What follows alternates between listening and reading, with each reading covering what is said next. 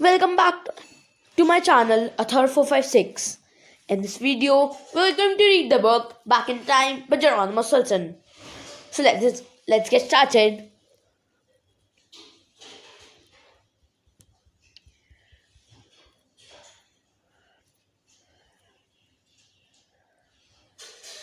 A night just like any other. Or was it? It started out as a regular night, just like any another. It was a cold Friday in autumn, and I had stayed late at the office. I'm a very busy mouse. Oops, I'm sorry I haven't introduced myself. My name is Stilton, Geronimo Stilton. I run the Grudens Gazette, the most famous newspaper on Mouse Island. As I was saying, I got home very late that night, around midnight. I was too tired to squeak. I couldn't wait to go to bed. But first, I put on my pajamas and flopped into my armchair in front of the fireplace to relax with some chocolate cheesy chews. Just then, a 10,000 megawatt alarm pierced my ears. Holy cheese! I know that sound anywhere. It was the alarm that Professor Von Volt had installed in my house. It only rang when he needed my help right away. My whiskers trembled.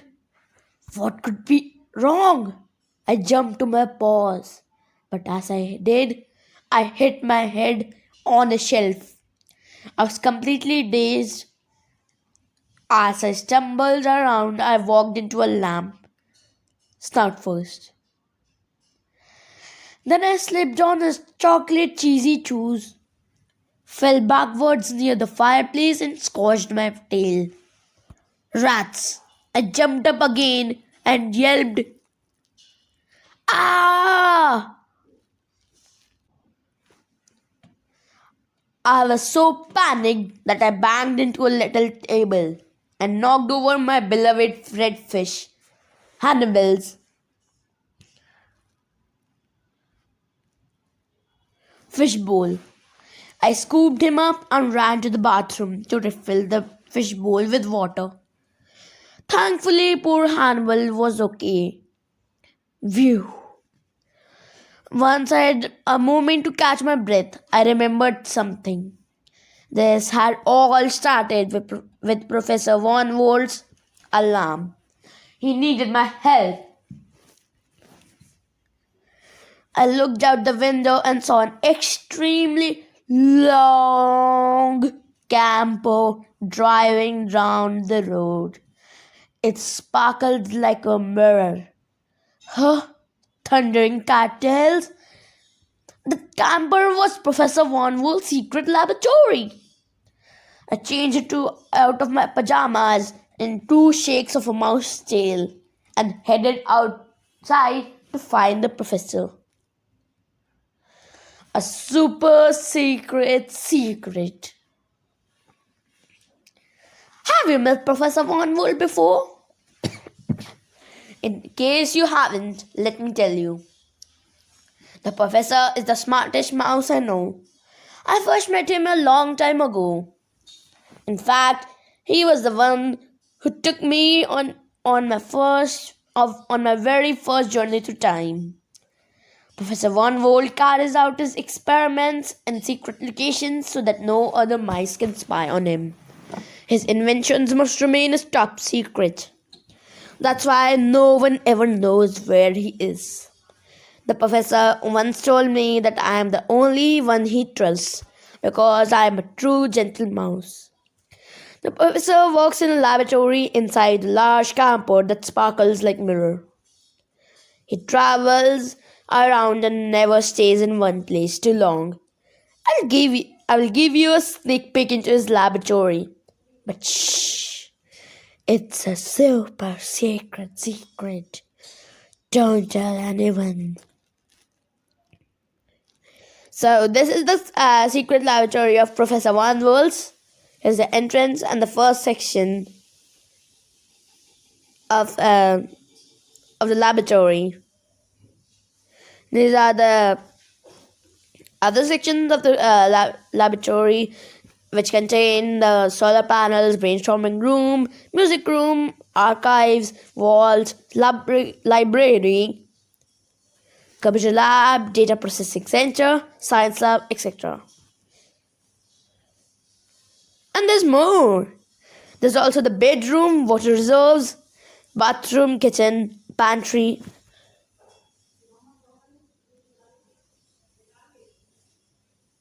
and the radar room, cockpit with autopilot, and etc. etc.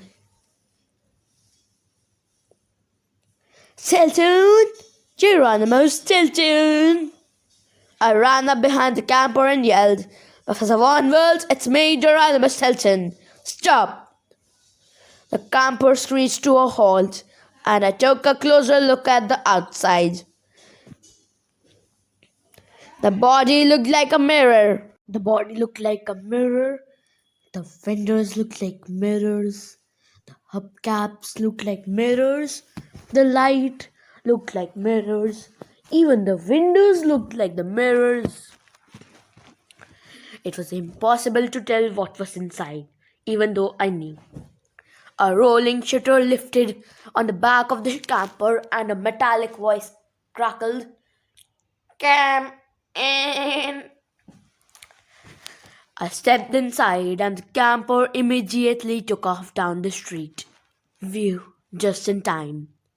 The automatic door shut behind me with a quiet hissing sound.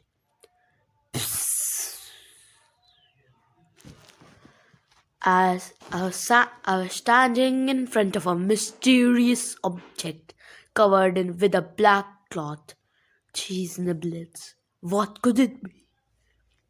Before I could investigate, a 10,000-watt light blinded me. A video camera popped up, recording my every move. A metallic voice crackled. Stay still, please. I whirled around, shocked.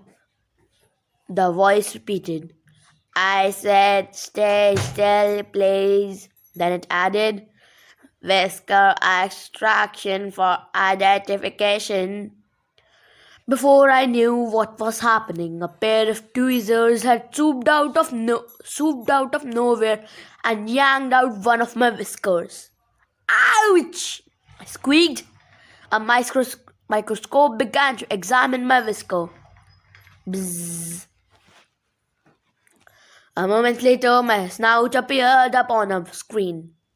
The crackly voice said, Whisker identification. It belongs to a rodent by the name of Stilton, Geronimo Stilton. I sighed and corrected it. My name is Stilton, Geronimo Stilton. The rodents will catch her. Just then a door burst open and a snout that I knew appeared. Professor Von Wolz! I squeaked happily. It was wonderful to see my old friend. He gave me a hug. Geronimo Stilton, what can I do for you? Moldy mozzarella. What did he mean?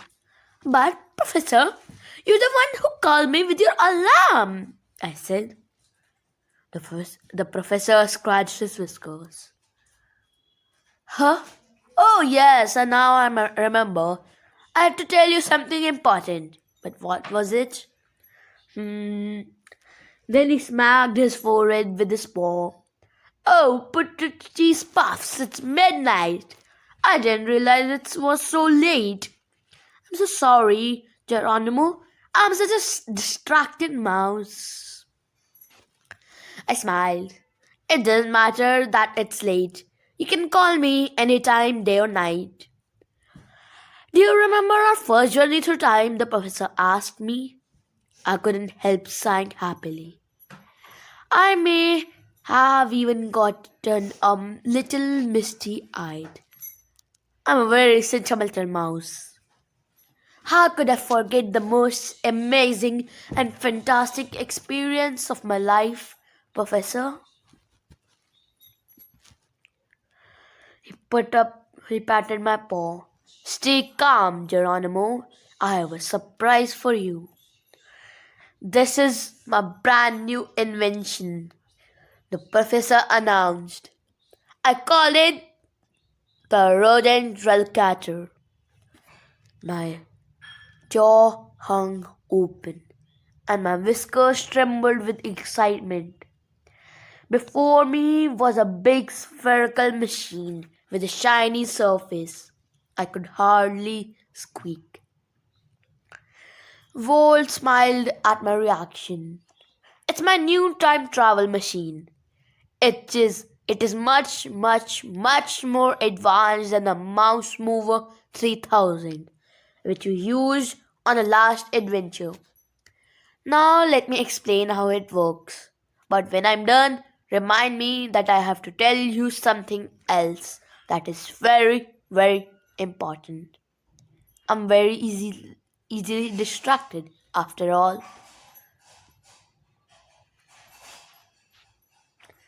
The rodent rail catcher. Name the rodent rail catcher. Speed 3 times faster than the speed of light. Seats 4 grown mice. Material made of super lightweight titanium. Measurements fit for a mouse. The technical profile of the rodent rail catcher. On the top is the periscope to observe while hidden. On the bottom left, there is an external temperature detector, and on the bottom there is a standing base for the replicator, and there is also a tube for oxygen refueling.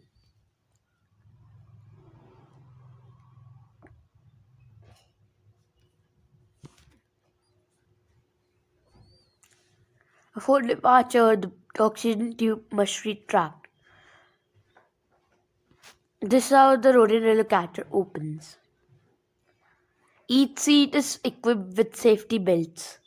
There are thermal suits for the crew.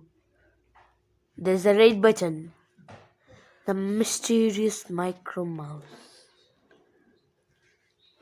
Professor Von Volt whispered, "That's not all.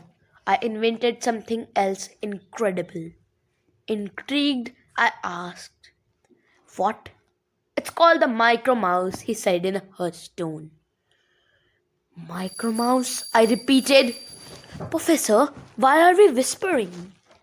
He looked around nervously. "I know it seems silly, Geronimo, but I'm always afraid that someone is spying on me. There are many dishonest rodents out there that could be interested in my inventions, so I have to be very careful." With that, the professor opened his safe and pulled out a strange object.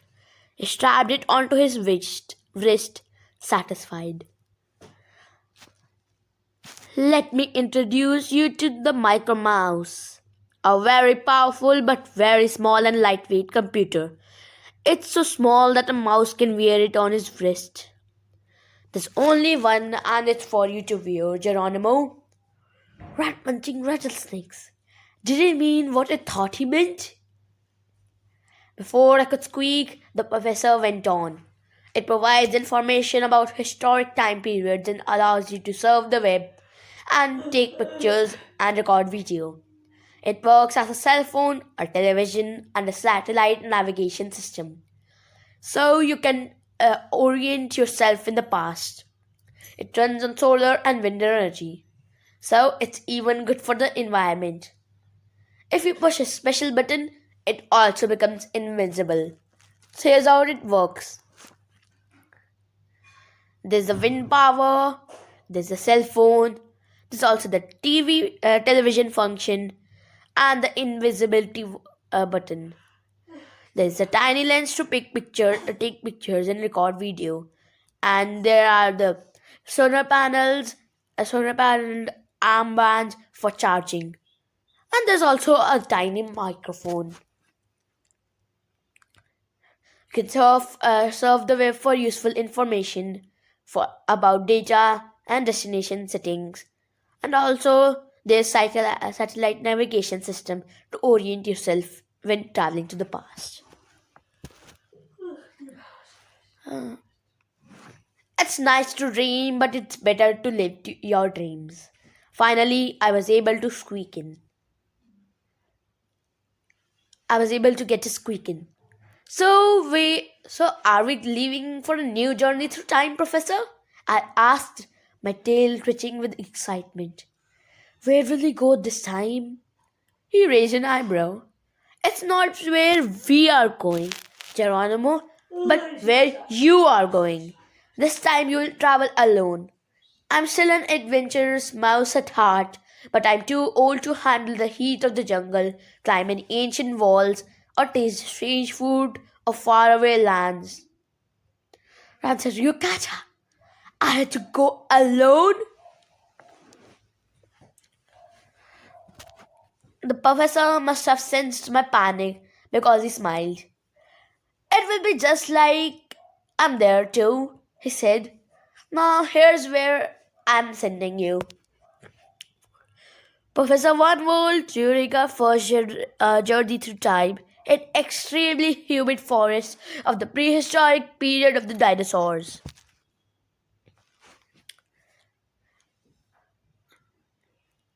He announced, first we'll go to the ancient Roman 45 BCE. My snout lit up. Ancient Rome? That sounds fabulous.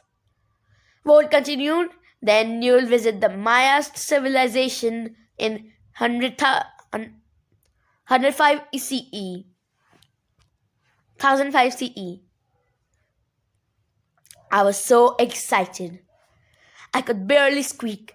I've always dreamed of uncovering the secrets of the Maya people. I can't wait. The professor chuckles. Patient Geronimo, I haven't even told you about your final stop. Veracilius, France in 1682 CE. The age of King Louis the 14th, the Sun King. I did a happy dance on the spot.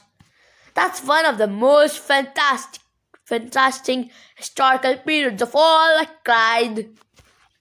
Suddenly, Volt turned serious. Geronimo, it will be a wonderful journey, and I hope it will give you material to write a mouseworic new book. But there is always a small possibility that you will get lost in time and be stuck in the past forever. Are you still up for it? My first chosen end. I thought it over. The most important thing I had learned from my adventures was was that it's nice to dream, but it's better to live your dreams, even if it takes courage. It also happens.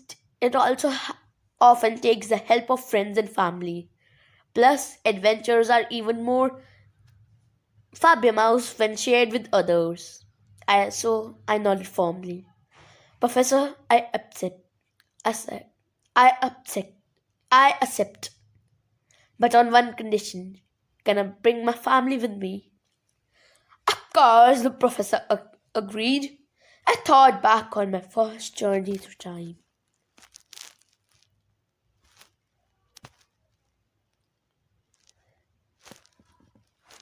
Shh. This is top secret.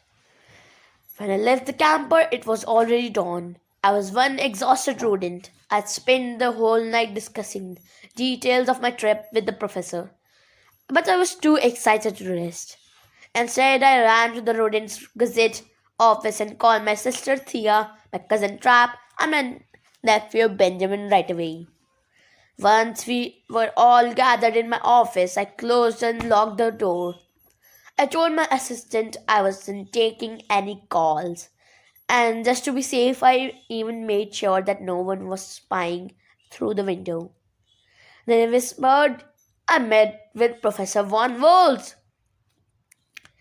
Why are you acting so weird, Geronimo? Your Trap yelled. What's with all the secrecy? I murmured. Shh! Someone might hear you. We have a secret mission to complete. We are headed for on a new Fabian new journey through time with a new time machine and 3 new destinations. Trap grabbed his phone. Holy cheese! He cried. What fantastic news! I have to tell all my friends right away. I grabbed his phone and hissed. Shh! This is top secret. Top secret? Trap scoffed. You wrote a whole book about your first journey through time. I sighed, exasperated. Yes, Trap, but I wrote it after we came back, not before we left. No one can know that we are going. Thea was on my side. No one can know, not even the staff of the Rodin's Gazette. No one, no one, no one. Just then, sweet Benjamin squeaked up. Uncle, I have a problem. I don't think I can go. Next week, I have to turn in a big research project on ancient Rome, and I haven't even started yet. He looked down at his paws sadly. I really don't know what to write. I'm not very good at history. I put an arm around his shoulders. Come with us. Traveling to the past will help us find information for your project. I'm hoping to find lots of material for my next book too. We can research together along the way. I bet you will learn lots of things you didn't know. Good luck. Break a paw. With no time to waste, we headed to Professor Von Wall's camper. When we arrived, we all put on orange suits made especially for time travel. Then we celebrated our departure with a bottle of whipped cheese and some gorgonzola crackers. The professor proposed a toast to a trip into hyperspace. Hyper what? Trap asked. We are used to space with 3 dimensions. Height, width, and depth, the professor explained. Hyperspace can have 4 or different dimensions, or 5 dimensions, maybe even more. Isn't that incredible? Bold mozzarella. That sounded complicated. When you move through hyperspace, you can travel faster than the speed of light, the professor added. Until now, it's just been something you read about in science fiction. But I figured out how to send you into hyperspace so you can travel through time. Trap giggles. I'm hyper happy to go into hyperspace. Should we have another hyper nice toast? I'm hyper hungry. The professor grinned. Let me give you the instructions for this journey through time. When I'm done, remind me to tell you why you should never touch the red button. Instructions for the journey through time. First, how to depart. The date, time, and place must be entered correctly on Geronimo's micromouse. Be careful. BCE dates count backwards. The year after 45 BCE is 44 BCE, then 43 BCE, and so on. CE numbering becomes more normal. The year after 1 CE is 2 CE, then 3 CE, and so on. After entering the date, pressing the OK button and press the OK button and the rodent rail catcher will depart. How to return? The date, time, and place must once again to be entered into Geronimo's micromouse. Then press the OK button and the rodent rail catcher will bring you all back home. It's as simple as that. How to dress? In your bags, you'll find appropriate clothing for the ancient Rome, the Maya civilization, and the reign of the Sun King, already packed for you. How to communicate? Insert one of these tiny microphones inside your right ear. It will instantly translate what you hear and allow you to speak in any language. If you got lost in time, get comfortable. You're going to be there for a while. While you're on your trip, remember, never touch the red button. We entered the rodent drill catcher and sat down and buckled our seatbelts. The professor squeaked, "Are you ready to go?" "Good luck, my friends. Break a paw." As the door closed, I remembered that the professor still hadn't told us why we should never touch the red button. I yelled, "Professor!" But it was too late. He couldn't hear us. We were in complete darkness. I heard a buzz, then the rodent from the catcher began to vibrate. It spun around faster and faster. I felt like I was being pressed into my seat. My head was spinning. Oh! My head was spinning and spinning and spinning.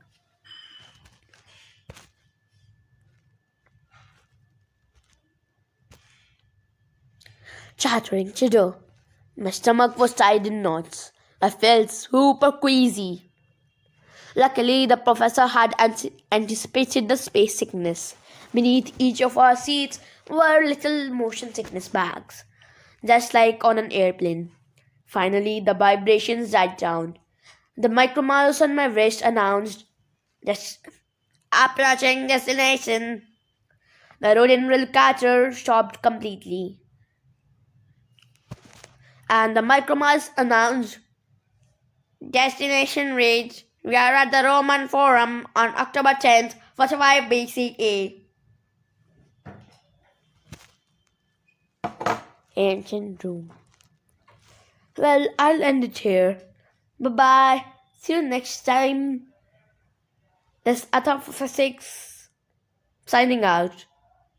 Don't forget to like, subscribe, and share this video. Bye bye.